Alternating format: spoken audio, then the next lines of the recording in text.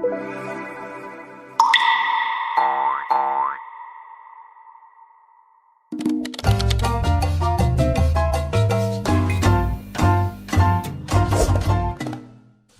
mahalnya bil elektrik ni. Ini cara jimat penggunaan elektrik untuk aircon.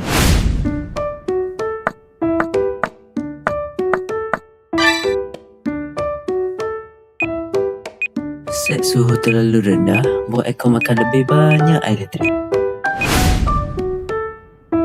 Guna dry mode untuk jimat tenaga.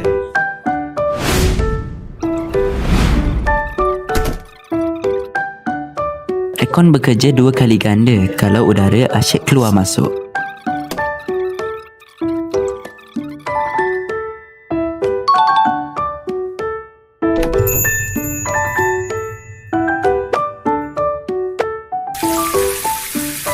Filter kotor akan menyebabkan aircon kuat bekerja dan menyebabkan bil naik.